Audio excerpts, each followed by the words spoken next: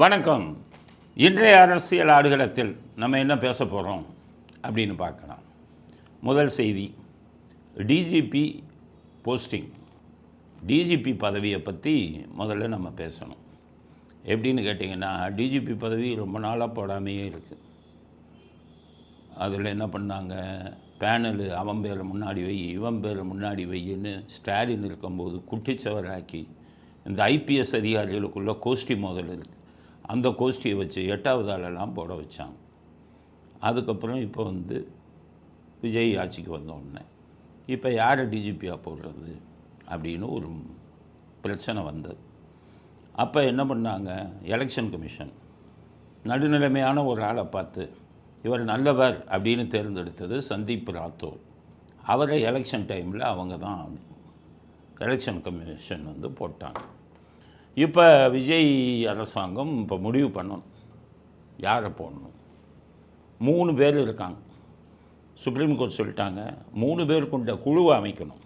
அதிலிருந்து அரசாங்கம் ஒரு ஆளை தேர்ந்தெடுக்கலாம் அப்படின்ட்டாங்க. இந்த 3 பேர் கொண்ட குழுவை அமைக்கிறதுல நிறையா வேலை, உட்குத்து வேலை இந்த அதிகாரிகள் பண்ணிக்கிட்டு இருக்கான். இப்போ இந்த 3 பேரில் முதல்ல யாருன்னு கேட்டிங்கன்னா, ராஜீவ்குமார். அவர் ஃபஸ்ட் ஆள், சீனியர், பணியில் மூத்தவர்.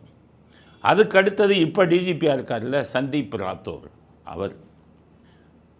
3வது வன்னிய பெருமாள் அப்படின்னு ஒரு தமிழன், அவர் தான் பதவியில் மூத்தவர். அவர் உட்காந்துட்டு எனக்கு 3வது ஆள் வந்துடும் அப்படின்னு பேசினார். அப்படின்னு நம்பிக்கையோடு காத்திருந்தார். நம்ம கூட ஒரு இதில் பேசணும், ஒன்று சந்தீப் ராத்தோரை போடுங்க, அவர் நல்ல அதிகாரி. அப்படி இல்லை அப்படின்னா நீங்கள் நம்ம ஒரு தமிழன் வன்னிய பெருமாள் ஒரு தமிழனை போடுங்க அப்படின்னு நம்ம சொன்னோம். இப்போ என்ன ஆயிடுச்சுன்னா, அதில் உள்குத்து வேலை நடந்து போச்சு. இந்த இது போச்சு பாருங்கள், பேனல் லிஸ்ட்டு. அதில் இருந்து வன்னிய பெருமாள் அவர் மேலே எந்த இதுவும் இல்லை, எந்த குற்றச்சாட்டும் இல்லை. அவரை தூக்கிட்டு மகேஷ் அகர்வால்னு இன்னொரு வட இந்தியாக்காரரை போட்டாங்க. ஆக இப்போ டிஜிபி லிஸ்ட்டில் இருக்கிற 3 பேரும் வட இந்தியர்கள். இருந்த ஒரு தமிழனை தூக்கிட்டாங்க. தூக்கியது யாரோ இந்த ஐபிஎஸ் அதிகாரிகள் இருக்கான, அவங்களுக்குள்ளே இருக்கிற பாலிட்டிக்ஸ் மாதிரி ஒருத்தன் கவுத்திடுவான். மனசாட்சிங்கிறதே இருக்காது. முதல்ல 8வது ஆளை கொண்டு போனாங்க. இப்போ இந்த 3ல் இவரை வன்னிய பெருமாளை கை வச்சுட்டாங்க. அவருக்கே புரியலை. இப்போ அவர் நீதிமன்றத்துக்கு போகணும் அப்படின்னு அவருடைய இவங்கெல்லாம் சொல்லிக்கிட்டு இருக்காங்க, அவர்கிட்ட விடாதீங்க, அநியாயம் அது, உங்களை விட்டுட்டு உங்களுக்கு பின்னாடி உள்ளவரை வட இந்தியரை தேர்ந்தெடுத்துட்டாங்களேன்னு சொல்கிறாங்க. ஆக இப்போ 3 பேரும் வட இந்தியர்கள். இந்த 3 பேர்த்தில் யாரை போடுறது அப்படின்னு பிரச்சனை வந்துருக்கு. இப்போ இந்த மகேஷ் அகர்வால்னு 3வது வந்திருக்காரு. அவர் உள்ளே கொண்டு வந்தது ஒரு குரூப்பு. அப்போ அந்த குரூப் என்ன நினைக்கிது, மகேஷ் அகர்வாலை எப்படியாச்சும் டிஜிபி ஆகணும்னு வேகமாக வேலை செஞ்சுக்கிட்டு இருக்கான். நாங்கள் என்ன சொல்கிறோம்னா, விஜய்க்கு நம்முடைய அறிவுரை, சந்தீப் ராத்தோர் எலெக்ஷன் கமிஷனே போட்டுச்சு. இவர் நல்ல மனுஷன்னு தானே போட்டுச்சு, நடுநிலையாளர்னு தான் போட்டாங்க. அந்த சந்தீப் ராத்தோர் மிகப்பெரிய ஒரு உதவியை செய்தார் விஜய்க்கு. கவுண்டிங் ஓடிக்கிட்டு இருக்குது. கவுண்டிங்னா ஓட்டு எண்ணிக்கை லீடிங்கில் போகும்போதே 100 தாண்டுதுன்னு, 100க்கு மேலே போகுதுன்னு சந்தீப் ராத்தோர் விதிகளெல்லாம் மீறி ஃபுல் போலீஸையும் கொண்டாந்து விஜய் வீட்டில் போட்டார். அதுக்கப்புறம் விஜய் வெளியில் போகும்போதெல்லாம் ஃபுல் போலீஸ் இதோட போனார், முதலமைச்சருக்கு மாதிரி. ஆனால் சட்டப்படி அப்படி செய்ய முடியாது. ஒரு முதலமைச்சர் தேர்ந்தெடுக்கப்பட்டு பதவி ஏற்றதுக்கு அப்புறம்தான் அவருக்கு முழு பாதுகாப்பு கொடுக்கணும். ஆனால் சந்தீப் ராத்தோர் விஜய்க்கு எண்ணிக்கை நடக்கும்போதே கொடுத்தார். இது கவர்னர் என்ன பண்ணார், சந்தீப் ராத்தோரை கூப்பிட்டு விசாரணை வச்சார். நீ எப்படி கொடுத்த, அவர் முதலமைச்சராக பதவி ஏற்பதற்கு முன்பாகவே நீ எப்படி அவருக்கு பாதுகாப்பு கொடுத்தன்னுலாம் விசாரித்தாங்க அவர். பாவம். ஆக இவ்வளவு சாதகமாக நடந்திருக்காரு. எலெக்ஷன் கமிஷன்லேயும் அவர் தான் போட்டாங்க எலெக்ஷன் டைமில். ஸோ அவர் பணியில் மூத்தவர், இவர் 3வது, அவர் பணியில் மூத்தவர். அதனால் அவரை போடுறது தான் நியாயம். ஆனால் ஒரு பெரிய குரூப் ஒரு 3வது ஆளை, 4வது இருந்தவரை ஒரு தமிழனை அடித்து விரட்டிட்டு 3வது அவரை கொண்டாந்து எல்லாம் வைக்கிறத பார்த்தா, மகேஷ் அகர்வாலை டிஜிபி ஆக்குவதற்கு ஒரு கூட்டம் தயார் பண்ணிக்கிட்டு இருக்காங்க அப்படிங்கிறது தான் எங்களுடைய கருத்து. நான் என்ன சொல்கிறேன், ஏன் வன்னியப்பறம் அந்த தமிழனை ஏன் நீக்கினீங்க, காரணம் சொல்லுங்கன்னு கேளுங்க. அதுக்கு இல்லை, அதுக்கு உங்களுக்கு இது இல்லை சொல்ல முடியாது அப்படின்னீங்கன்னா, இருக்கிற சந்தீப் ராத்தோருக்கு அந்த பதவியை நிரந்தரமாக கொடுங்கள். காரணம் அவர் தான் வந்துக்கிட்டு தேர்தல் டைம் முடிஞ்சதுக்கப்புறம் விஜய்க்கு உதவியாக இருந்தார். அதுக்காக அவர் விசாரணையெல்லாம் மேற்கொண்டார். இந்த மகேஷ் அகர்வால் ஒன்றும் யாருன்னே எனக்கு தெரியாது. அவர் ஒன்றும் நமக்கு எதிரி இல்லை, நியாயத்தை சொல்கிறோம், அவ்வளோதான். அதனால் இந்த டிஜிபி பதவி உயர்வில் இவ்வளவு சிக்கல் வந்திருக்கு. அதை விஜய் நல்லபடியாக விசாரித்து திருமாவளவன் எங்கிட்டும் உள்ளே வந்தாலும் வருவார், பார்த்துக்கோங்க. திருமாவளவன் உள்ளே வந்துட்டு ஆதவர்ஜுன் அனுப்புவார், பார்த்துக்கோங்க. நீங்கள் அதை மட்டும் ஒன்றை பார்த்துக்கிட்டிங்கன்னா போதும். அதனால் டிஜிபி இதில் பணியில் மூத்த ஒரு தமிழரை ஏன் நீக்கினார்கள்ங்கிறத விசாரிங்க. அவர் நீக்கினது தவறாக இருந்தால் அவர் மேலே எந்த குற்றச்சாட்டும் இல்லை, அவருக்கு நியாயம் வழங்குங்கள். இல்லை, அது கொடுக்க முடியாத பட்சத்தில் இருப்பவரை டிஜிபியாக அப்படியே அங்கீகரியுங்கள் அப்படிங்கிறது எங்களுடைய கருத்து. அடுத்தது ஏடிஜிபி அருண் அவர் விஷயம் ஒரே மிரட்டல் வருது. எனக்கு திமுக ஆட்சி இருக்கும்போது கூட மிரட்டல் வரலை. இன்றைக்கி ஃபோன் பண்ணி அவரை பற்றி நீங்கள் தப்பாக பேசக்கூடாது, விளைவுகளை அனுபவிக்க வேண்டியது வருங்கிறான். அவர் சார்பிலேருந்து பேசுகிறாங்க. நாங்கள் என்ன விளைவுப்பா, என்ன பண்ண போகிறீங்க அப்படின்னு. மறுபடியும் சிலைக்கு செல்ல பண்ண முடிஞ்சால் பண்ணுங்கள். திமுக அதிலே போய் சிலையை பார்த்துட்டேன். எனக்கு சிலைக்கு அனுப்புனது இவர் தானேப்பா, அருண் தானே. மனசாட்சி பார்த்து அனுப்புனாரா? எந்த தவறுமே நான் செய்யலை, வாழ்க்கையில் தவறே செய்யாத ஆள். என்னைய போய் யூடியூப்பில் பேசுனேன்னு சொல்லி 5:30 மணிக்கு வீட்டுக்கு அனுப்பி உங்கள் அருண் என்னென்ன கூத்து பண்ணார். ஆஸ்பத்திரிக்கு கூட்டிகிட்டு போய் ப்ரெஷர் அதிகம் இருக்குன்னா உடனே மாத்திரையை கொடுன்னு சொல்லி என்னை மாத்திரையை கொடுத்து ப்ரெஷரை குறைக்க சொல்லி மீதி மாத்திரையை பாக்கெட்டில் சொருகி உங்களுக்கு போகும்போது ஜெயிலுக்கு போகும்போது ப்ரெஷர் எதுவும் கூடுச்சுன்னா இந்த மாத்திரையை சாப்பிடுங்கன்னு சொல்லி இதெல்லாம் பண்ணது யார்? அருண் தானே. என்ன உள்ளே பண்ணுவார்? உள்ளே போனால் சாப்பிட்ற சாப்பாடில் இது வச்சிங்களே கலப்படம். வீட்டிலேருந்து ஒரு ஆப்பிள் அதை ஒழிச்சு வச்சிங்களே, வீட்டிலேருந்து வந்த போர்வையெல்லாம் குளிரில் சாகட்டும்னு சொல்லி ஒழிச்சு வச்சிங்களே, இதை பூரா அருண் செய்வார். ஆனால் நாங்கள் திரும்பி எங்கள் சார்பில் எதுவும் பேசுனா பேசக்கூடாதுன்னா என்னப்பா அராஜக ஆட்சியா, சர்வாதிகாரியா அவர்? கைது செய்வார், ஜாக்கிரதைங்கிறான். தாராளமாக செய்யுங்க. விஜய் என்னை கைது செய்யுங்கன்னு சொல்லிட்டாருன்னா தாராளமாக நான் ஜெயிலுக்கு போகிறேன். எத்தனையோ எதிர்ப்புகளை பார்த்தவன் நான். செய்யாத தப்புக்கு ஒரு போலீஸ் அதிகாரியை உண்மையை பேசுனா கைது தான் பண்ணுவீங்க அப்படின்னா என்ன ஆட்சியாக நடத்துகிறீங்க நீங்கள்? ஒரு போலீஸ் அதிகாரி எல்லாம் சேர்ந்துக்கிட்டு மக்களால் தேர்ந்தெடுக்கப்பட்ட முதலமைச்சர் இப்போ எதுக்கு? விஜய் அவர்கள் கவனத்துக்கு இதை கொண்டு செல்கிறேன். எதையும் பேசக்கூடாது அருணை பற்றின்னு மிரட்டல் வருகிறது. உங்கள் கவனத்துக்கு கொண்டு போகிறேன். இல்லாவிட்டால் கைது செய்வேன் என்று மிரட்டல் வருகிறது. அவர் இருப்பதில் லஞ்ச ஒழிப்பு, அவரால் கைது பண்ண முடியும். ஆனால் சென்னை சிட்டி போலீஸ், சென்னை மாநகர காவல்துறையை அவர் கையில் வைத்திருக்கிறார். அதனால் தான் 100க்கு நீங்கள் அடிச்சிங்கன்னா எவனும் எடுக்க மாட்டான். இந்த ஆட்சிக்கு கெட்ட பேர் வாங்கி கொடுக்கணும்னு எல்லா அதிகாரிகளையும் கையில் வச்சுட்டு பண்ணுறாரு. இதுக்கிடையில் இன்னொரு நல்ல செய்தி என்ன தெரியுமா? விஜய்க்கு அதிருப்தி ஆகிட்டாராம் அருண் விஷயத்தில். ஆதவர்ஜுன் மேலே கோபமாக இருக்காராம். இந்த மாதிரி அருண் இதெல்லாம் தப்பாக சொல்லி பண்ணிட்டாங்கல்ல, நிர்வாகத்தில் ஆதவர்ஜுன் தலையிடுகிறார் தேவையில்லாமல், இதனால் நமக்கு கெட்ட பெயர் வருகிறது அப்படின்னு சொல்லி இப்போ தான் விஜய் முடிவெடுத்திருக்காராம். அருண் விஷயத்தில் தப்பு பண்ணிட்டோம். ஏன்னு கேட்டிங்கன்னா, இந்த அருண் ஒரு விஷயத்தில் என்னை கைது செஞ்சாருங்கிறதுக்காக மட்டும் சொல்லலை, கிட்டத்தட்ட 100கணக்கான பேர் குண்டர்கள் சட்டத்தில் அடிச்சிருக்கேன். பாவம், நல்லா படித்தவன், நல்ல விவரமானவன் எல்லாத்தையும் அடிச்சிருக்காரு குண்டர்கள் சட்டத்தில். பண்ணின அநியாயம் கொஞ்சம் நெஞ்சம் இல்லை. அவரை போய் திரும்பி போட்ட உடனே ஒட்டுமொத்த நம்ம இளைஞர் சமுதாயம் படித்தவங்க எல்லாருமே வெறுப்பாயிட்டாங்க. நாங்கள் ஒரு ஒப்பீனியன் போல், அதாவது அருணை கைது செய்வதற்கு முன்பு தாவைக்காவுக்கு இருந்த செல்வாக்கு, விஜய்க்கு இருந்த செல்வாக்கு 84% சமூக வலைதளங்களில் நாங்கள் எடுத்த அல்காரிதம். இப்போது அருணை இந்த பதவியில் போட்டதுக்கு பிறகு விஜய்க்கு இருந்த ஆதரவு 48 to 49%. ஆக 36% அருணை கைது செஞ்சதில் ஆதரவாளர்களே எதிர்ப்பாக கருத்தை தெரிவிச்சிருக்காங்க. புரிஞ்சுக்காங்க. அதனால் நம்ம எடுக்கிற ஒவ்வொரு முடிவும் நியாயமானதாக மனசாட்சி உள்ளதாக இருக்கும். இன்றைக்கி அருண் விஷயத்தில் என்ன நடந்தது அப்படின்னு சொல்லணும்ல. அதாவது இந்த அருண் காவல்துறை கமிஷனராக இருக்கும்போது, சென்னை மாநகர கமிஷனராக இருக்கும்போது, நம்ம பிரேமலதா அவருடைய சகோதரர் அந்த சதீஷ், அவருக்கும் ஒரு கட்டுமான உரிமையாளருக்கும் தகராறு. அவருக்கு கட்டிடம் கட்டி கொடுக்கணும், அதில் தாமதமாயிடுச்சு, அவங்களுக்குள்ள பிரச்சனை.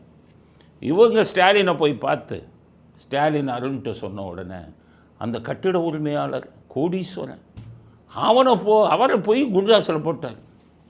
யாரை வேணாலும் குண்டாசா, அவர் பார்க்கவே மாட்டார் குண்டாஸ்.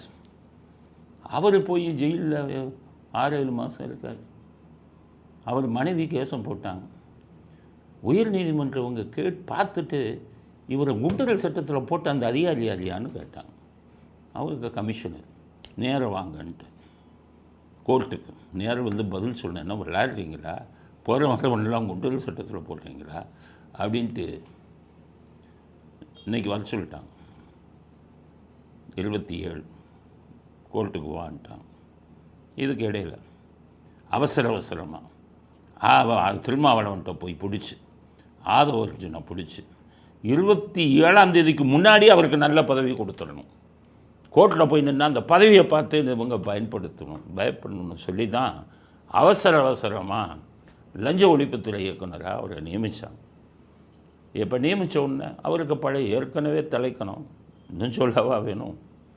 அங்கே போய் பதவி ஏற்றுட்டார். கோட்டு ஷூட் டை எல்லாம் போட்டு பதவி ஏற்றுட்டார். அப்போ கோர்ட்டிலேருந்து அவருக்கு சம்மன் கொடுக்கணும். அதுக்கு வந்தாங்க. ஹைகோர்ட்டில் பொதுவாக அந்த சம்மன் கொடுக்கறதுக்கு சாதாரண ஆளுங்க இருப்பாங்க, அவங்கள தான் அனுப்புவாங்க.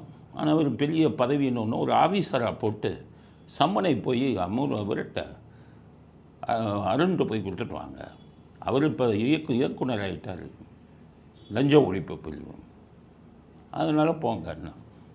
ஸோ இங்கேருந்து போகிறாங்க உயர் நீதிமன்றத்திலேருந்து சம்மன் கொடுக்க.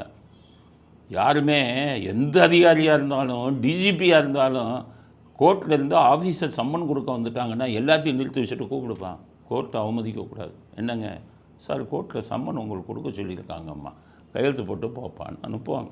டிஜிபியே நான் பார்த்த எத்தனையோ டிஜிபி, நான் எத்தனையோ காவல்துறை அதிகாரி ஐபிஎஸ்சில் பழகியிருக்கேன் நெருக்கமாக. இப்படி ஒரு அதிகாரியை நான் பார்த்ததே இல்லை. நான் தான் எல்லாம், நான் நினச்சா எவனையும் கொலை கூட செய்வேன், யாரும் கேட்க முடியாதுன்னு நடந்து கொள்ளக்கூடிய அதிகாரி ஒருத்தர் தான். இப்போ என்ன பண்ணுறாரு, கோர்ட்லேருந்து சம்மன் வந்தது, அவரை உட்கார வச்சுட்டார். 2 மணி நேரம் காக்க வச்சுருக்கார். சம்மன் கொண்டு வந்தவர் காத்துக்கிட்டே இருக்கார். அவர் சொல்கிறார், எங்க நான் அவசரமாக போகணுங்க, அவர் கூப்பிட்டா தான் சார் நீங்கள் உள்ளே போக முடியும்ட்டான். 2 மணி நேரம் கழித்து கூப்பிட்டு சம்மனை அப்படி ஒரு கையெழுத்து போட்டு கொடுத்துட்டார். அங்கே போய் சொன்னாங்க ஜட்ஜிட்ட, சார் 2 மணி நேரம் காக்க வைக்கிறாரு சார். அவங்க சொன்னாங்க, இன்றைக்கி வரட்டும் கோர்ட்டுக்கு நாங்கள் பேசிக்கிறோம்.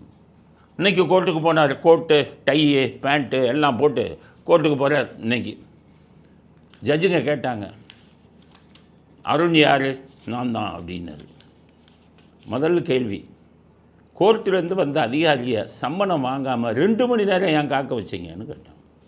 அது நான் செய்யலை, எனக்கு கீழே இருக்கிற ஆஃபீஸருங்க செஞ்சுட்டாங்கன்ட்டு. ஒரே ஒரு விஷயம் சொல்கிறேன், காவல்துறையில் என்ன நடக்கும், இந்த போலீஸ் ஆஃபீஸருங்களுக்கு தனி ரூமு, இந்த மாதிரி ஏடிஜிபி இது இவங்களுக்கெல்லாம் தனி ரூம். அவங்க வந்தாங்கன்னா வாசலில் ஒரு ஆர்டரில் இருப்பார் போலீஸ்கார் யூனிஃபார்மோட. என்னென்னு கேட்பார், ஐயாவை பார்க்கணும்பாங்க. கொஞ்சம் இருக்க டக்குன்னு உள்ளே போவார். சார் வந்திருக்கான், அந்த இதுதான் ஆர்டர்லி உள்ளே போவான். உடனே சார் வந்துடும் உடனே சொல்லிடுவான். உடனே அவர் வெயிட் பண்ணணுன்னா வாயை திறக்க மாட்டான், அவர் கூப்பிட்ற வெயிட் பண்ணும். இது போக ஒரு பர்சனல் கிளார்க் இருப்பார் அந்த ஆஃபீஸருக்கு, ஃபோனோடு இருப்பார் தனி ரூமில். அவர் கேட்டுக்கிட்டே இருப்பார், ஐயாவை பார்க்க யார் வந்திருக்காங்களா? அவங்க உடனே இன்டர்காமில் சொல்லுவாங்க, ஐயா வந்திருக்காங்க, சரி வெயிட் பண்ண சொல்லு, நான் கூப்பிட்றேன்ட்டா வச்சுருவோம். இப்படி தான் சொல்லியிருக்காரு. போலீஸ்காரர் மேலேயும் தப்பு இல்லை, அங்கே இருக்கிற பர்சனல் கிளார்க் இருக்கார் அவர் மேலேயும் தப்பு இல்லை. 2 மணி நேரம் வெயிட் பண்ண சொன்னது இவர். அங்கே சொல்லிட்டாரு, அந்த எனக்கு கீழே இருக்கிறவங்க பண்ணிட்டாங்க. அப்போ கோர்ட்டு சொல்லிச்சு, உங்களுக்கு கீழே இருக்கிறவங்க பண்ணிட்டாங்களா? யார் பண்ணாங்களோ அவங்கள வர வைங்க. 10:30 மணி 11 மணிக்கு கேஸ் வந்தது. எங்களை கோர்ட் ஆஃபீஸர் 2 மணி நேரம் காக்க வச்சிங்கல்ல, நீங்கள் ஃபுல்லாக வெயிட் பண்ணுங்கன்ட்டு காலையில் 10:30க்கு வச்சு 5 மணி வரை கூப்பிடல, காத்துக்கொண்டே இருந்திருக்கார். அப்போ தானே வழி தெரியும். பதவி இருக்குங்கிற ஒரு அதிகார தோரணையில் வரக்கூடியவனெல்லாம் ஒரு மனுஷனாக கூட மதிக்கலைன்னா அவன் ஒரு கோர்ட் ஆஃபீஸர் இல்லை, அவன் ஒரு படித்தவன் இல்லை. அவன் ஒரு படித்தவனை கோர்ட்டு இவங்கள வராங்க, கோர்ட்டு சார்பில் வராங்கன்னா அவனுக்கு மரியாதை கொடுக்கலன்னா எப்படி? 5 மணி வரை காக்க வச்சுருக்காங்க, சாயங்காலம் வரை. அப்போது கேட்டிருந்த உடனே சோஷியல் மீடியாவில் என்னை பற்றி தப்பு தப்பாக பேசுகிறாங்க அப்படின்னு இருக்காங்க. அதுக்கு ஜட்ஜுங்க சொல்லியிருக்காங்க. யார் சொல்லியிருக்கா? அந்த அரசாங்க வக்கீல். அரசாங்க வக்கீல் யார்? அந்த நான் சொன்னேன்ல, ஏன் வழக்கில் ரூபாயை வாங்கிட்டு இவர் பேசுனதில் எனக்கே உடன்பாடு இல்லைன்னு என்னை கவுத்திட்டு 2 லட்சம் வாங்கினார்ல, அவர் தான் சொல்கிறார். சோஷியல் மீடியாவில் தப்பாக பேசுகிறேன். அதுக்கு ஜட்ஜுங்க சொல்லியிருக்காங்க, அவங்க பேச்சு சுதந்திரம், அதுக்கு இதுக்கு என்ன சம்மந்தம்? நீங்கள் ஏன் சம்மனை 2 மணி நேரம் இழுத்தீங்க அப்படின்ட்டாங்க. அப்படின்னு சொல்லி காக்க வச்சுட்டு மறுபடியும் தேதியை ஒத்தி வச்சுட்டு அனுப்பியிருக்காங்க. இது போனதில் ஜட்ஜுங்களுக்கு என்ன ஆச்சு? ஜட்ஜுங்களே அவமானப்படுத்தியாச்சு. 2 மணி நேரம் காக்க வைக்கிறேன் மேற்கொண்டு. அப்போ இந்த கெட்ட பேர்லாம் யாருக்கு வரும்? அரசாங்கத்துக்கு தானே வரும், விஜய்க்கு தானே வரும்.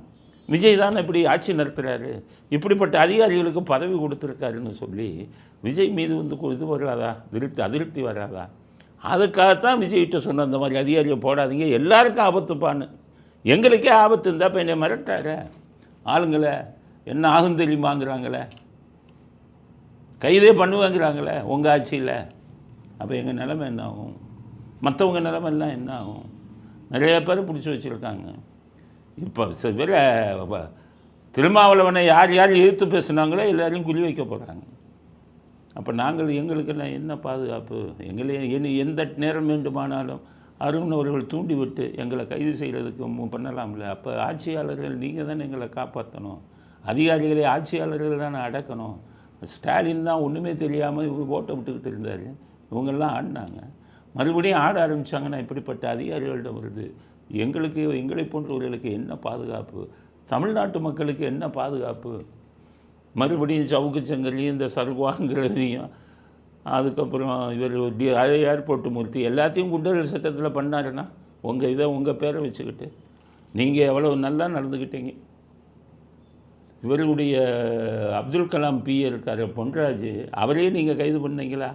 தாவேக்கா பெண்களை பற்றி எவ்வளோ கேவலமாக பேசினார், அவரையே நீங்கள் கைது பண்ணலை. கைது பண்ணாமல் முன்ஜாமீன் எடுத்துகிட்டு போனார். ஆனால் இவர் வந்துட்டதுனால இவருடைய செல்வாக்கை பயன்படுத்தி அவருக்கு பிடிக்காதவர்கள் எல்லாம் கைது பண்ணி உள்ளே தள்ளுவார். கெட்ட பேர் யாருக்கு? அவர் பதவியில் போட்டதிலேயே உங்களுடைய ஆதரவு விகிதம் 36% குறைஞ்சிருச்சுன்னா இவரை கைதெல்லாம் பண்ண ஆரம்பித்தா கெட்ட பேர் உங்களுக்குத்தானே. அதனால தான் விஜய்க்கு எதிராக பேசவில்லை. ஏன்னா அதிமுக ஜல்லி இல்லை, அதிமுக எடப்பாடி தலைமையில் மோசமாயிடுச்சு. எங்களுடைய அடுத்தது உங்களைத்தானே நீங்கள் இருக்கணுங்கிறது தானே நாங்கள் விரும்புகிறோம். அப்போ உங்கள்கிட்ட இருக்கக்கூடிய குறைகளை சுட்டி காட்டி இதெல்லாம் இது பண்ணுங்கிறதுக்காகத்தான் இந்த விஷயத்தை சொல்வது எங்கள் கடமை. அதை ஏற்றுக்கொள்வதும் ஏற்றுக்கொள்ளாததும் உங்களுடைய முடிவு அப்படிங்கிறத அடுத்த கட்ட கருத்தாக பதிவு செய்ய விரும்புகிறோம். அடுத்தது, முதல்வர் விஜய் அவர்கள் பிரதமர் மோடியை இன்று சந்தித்தார். நல்ல விஷயம். மத்திய அரசாங்கத்தோட நல்ல உறவு வைங்க அப்படிங்கிறது தான் எங்களுடையது. ஆரம்பத்திலிருந்தே சொல்லிக்கிட்டு இருந்தோம். இன்றைக்கி சந்திச்சுட்டு 3 கோரிக்கை கொடுத்துருக்காரு. மேகதூது அணை கட்ட விடக்கூடாது அப்படின்னு. ஆனால் கேட்குறது ரைட்டு, ஆனால் அது நடக்காது.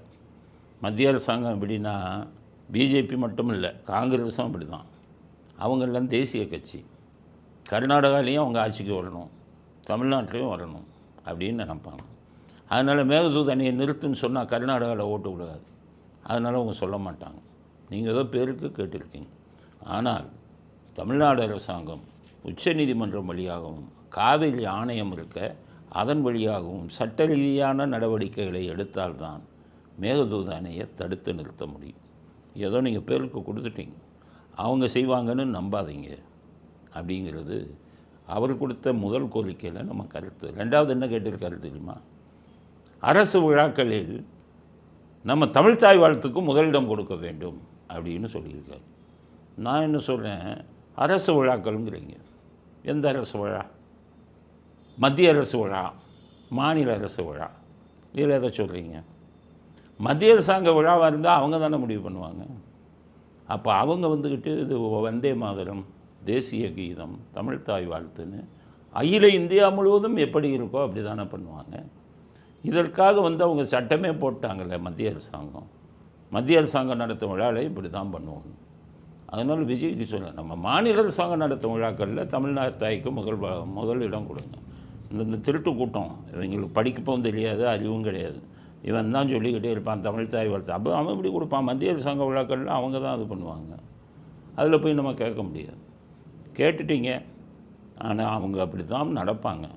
அதை நாம் குறை சொல்ல முடியாது. ஏன்னா சட்டம் இயற்றிட்டாங்க மத்திய அரசாங்கத்தில். அதை புரிஞ்சுக்கிட்டு நம்ம தமிழ்நாடுல வைக்கக்கூடிய விழாக்களில் எப்போ மாதிரி தமிழ்த்தாய் வாழ்த்துக்கு நீங்கள் பண்ணிக்கலாம்.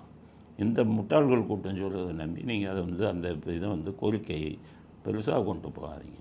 அடுத்தது 3வதாக கேட்டிருக்காரு, இலங்கை படை. இலங்கையில் நம்ம மீனவர்கள் பிடிபட்டாங்க, படகுகள் அதை மீட்டு கொடுங்க அப்படின்னு. இதுக்கு நிரந்தர தீர்வுக்கு வழி பாருங்க. மீனவர்களை ஏன் பிடிக்கிறான்? அவன் எல்லைக்குள்ளே போகும்போது பிடிக்கிறான். அவன் எல்லைக்குள்ளே ஏன் நம்ம மீனவன் போகிறான்? அவனுக்கு இப்போ ஜிபிஎஸ் கருவிகள்லாம் இருக்குது. நம்ம எல்லையை தாண்டிட்டால் அவன் திரும்பிடணும். அதுக்கு நவீன யுத்திகள் இருக்குது, கருவிகள் இருக்குது. அதை மீனவர்களுக்கு கொடுத்து அவன் எல்லைக்குள்ளே போகாதப்பா, போனால் பிடிக்கத்தான் செய்வான். அப்புறம் எவ்வளோ நாளைக்கு உங்களுக்கு கடிதம் எழுதிக்கிட்டு இருக்கிறது.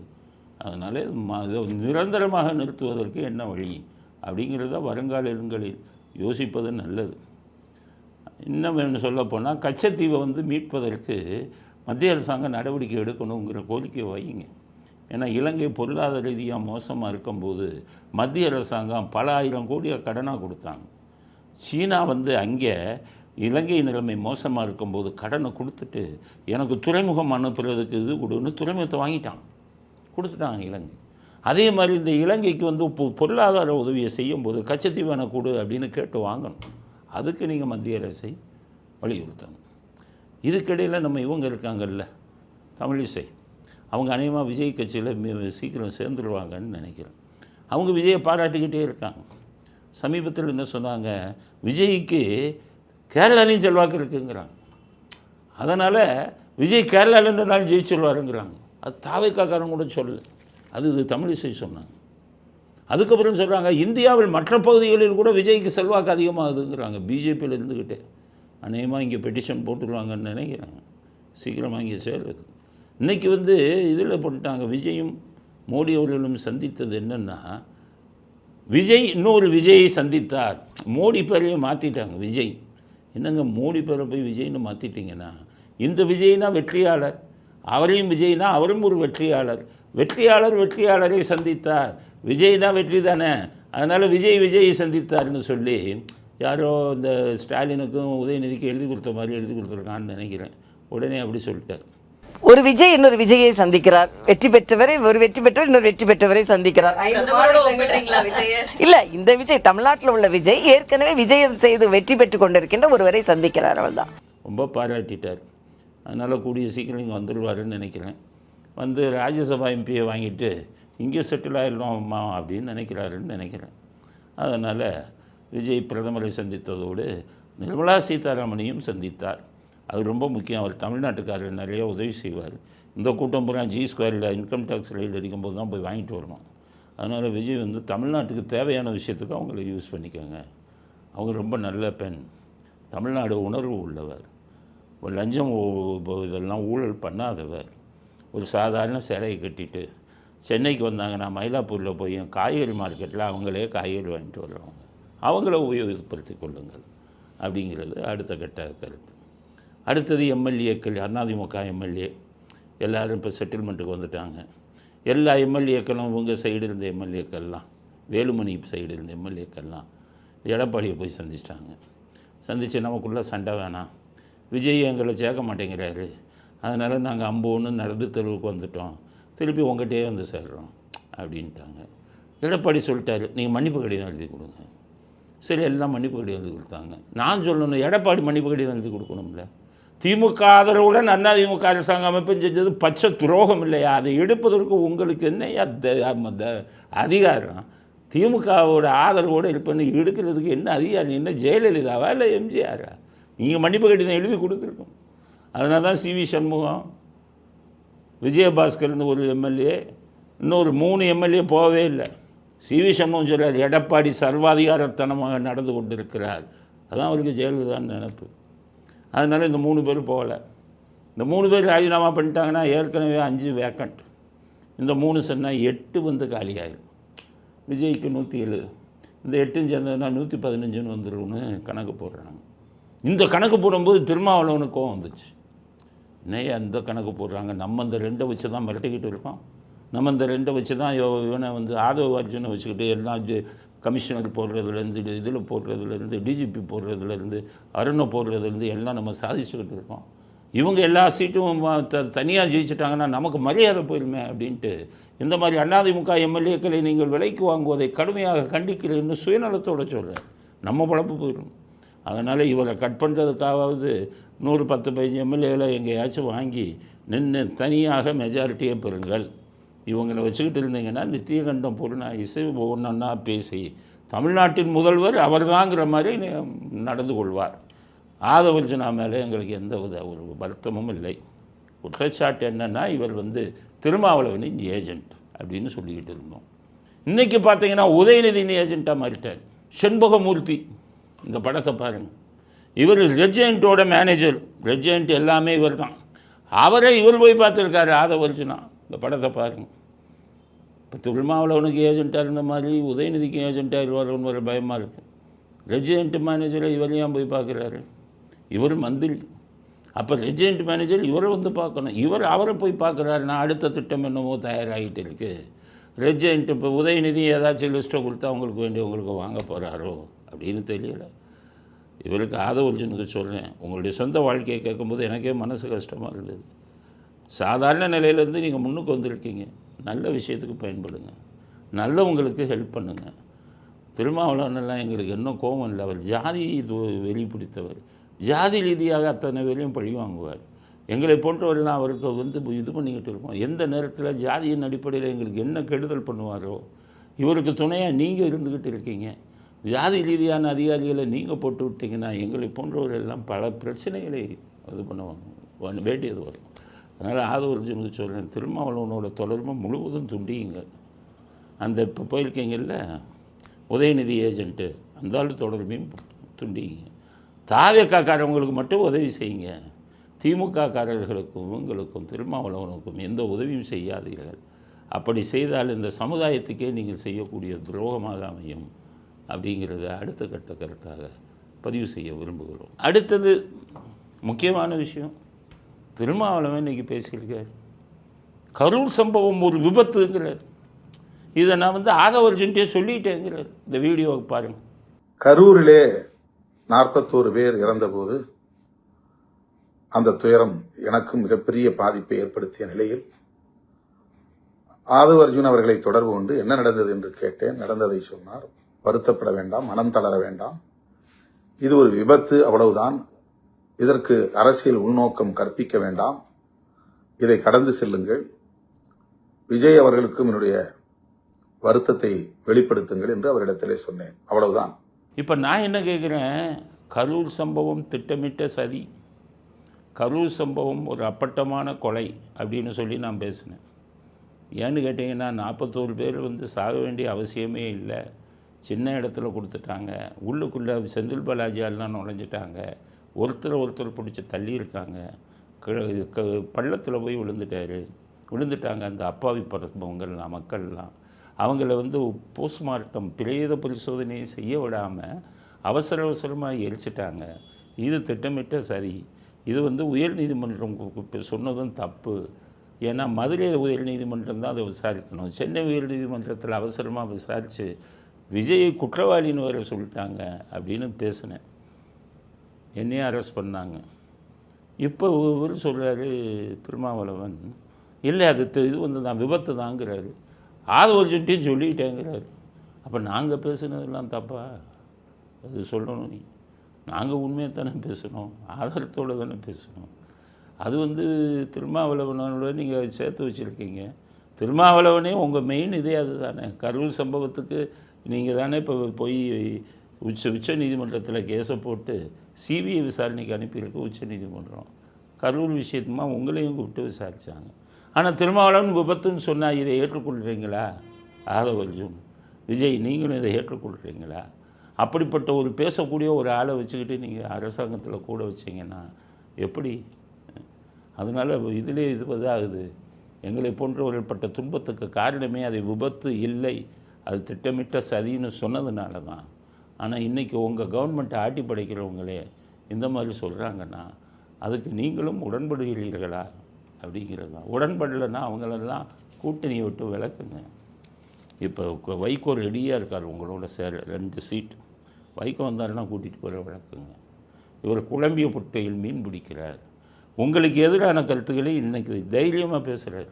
இந்த வீடியோ பார்த்தோன்னே எனக்கு இதாகிடுச்சு. அதனால் இதற்கு விஜயிடம் விளக்கம் கேட்கிறோம். திருமாவளவன் சொன்னதில் உங்களுக்கு உடன்பாடு உண்டா சொல்லுங்கள். விபத்து அது வெறும் விபத்து தான் என்பதை நீங்கள் ஏற்றுக்கொள்கிறீர்களா?